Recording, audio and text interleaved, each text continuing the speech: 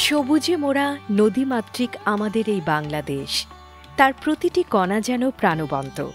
আর এই দেশেরই এক নিভৃত কোণে পাহাড়ে ঘেরা খাগড়াছড়ি, সে যেন প্রকৃতির এক অপার সৃষ্টি, এক জীবন্ত চিত্রপট। এখানকার বাতাসে বয়ে চলে প্রকৃতির নিজস্ব গোপন সুর, আর প্রতিটি গাছের পাতায় লেগে থাকে জীবনের অফুরন্ত স্পন্দন। এখানে প্রকৃতি শ্বাস নেয়, আর সেই শ্বাসের সঙ্গেই মিশে আছে এক অমূল্য সম্পদ, মধু। খাগড়াছড়ি জেলাতে মধুটা এটা পার্বত্য মধু, আমাদের মিশ্র ফুলের মধু। এটা ঔষধি গুণ 100% মধু গুণ আছে। প্রকল্প আসার পরে আমাকে ট্রেনিং দিয়েছে, আমাকে বিভিন্ন মৌমাছি যন্ত্রপাতি আমাকে দিয়েছে। এখন বর্তমানে মধু বিক্রি করে আমি বছরে 1,20,000 টাকা পাওয়া যায়। প্রকৃতি যেখানে এত উদার, এত প্রাণবন্ত, সেখানেই মৌমাছিরা গড়ে তুলেছে তাদের নিজস্ব সোনালী সাম্রাজ্য।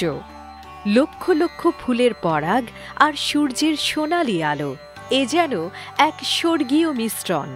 এই দুইয়ের জাদুকরী মেলবন্ধন থেকেই জন্ম নেয় সেই সোনালী অমৃত। এ শুধু মধু নয়, এ যেন জীবনেরই প্রতিচ্ছবি। ভাষা ফাউন্ডেশন থেকে যোগাযোগের মাধ্যমে প্রশিক্ষণ পাইলাম, অনেক কিছু শিখতে পারছি। আমি অন্য ব্যবসা করতে গেলে লস আছে, কিন্তু এই ব্যবসা এটা কিন্তু কোনো লস নাই।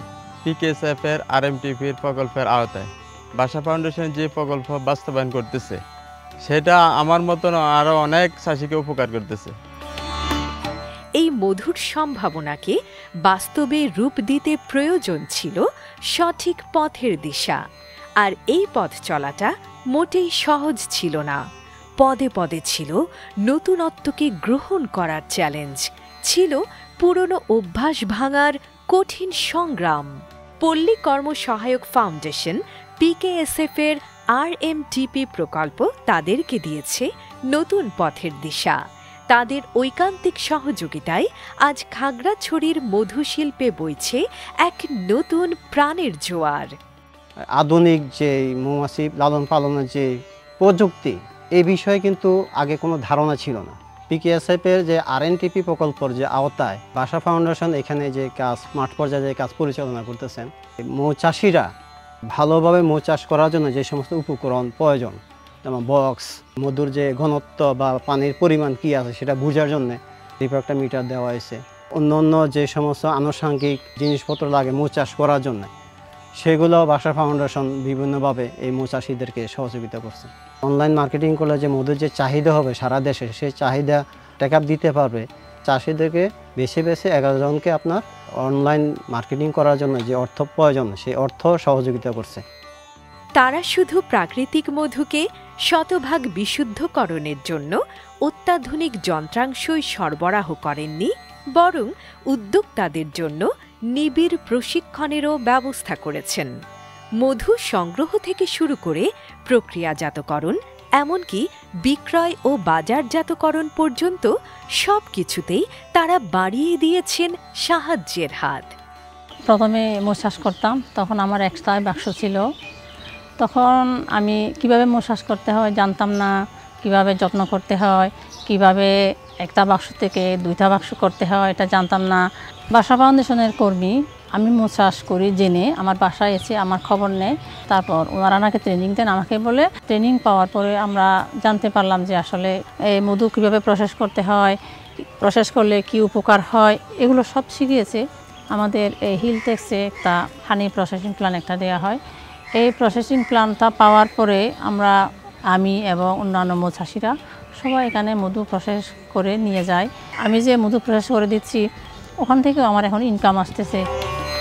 এই প্রশিক্ষণের ফলে খাগড়াছড়ির উদ্যোক্তারা এখন আধুনিক প্রযুক্তির সাহায্যে নিজেদের পণ্যকে বিশ্বমানের করে তুলেছেন।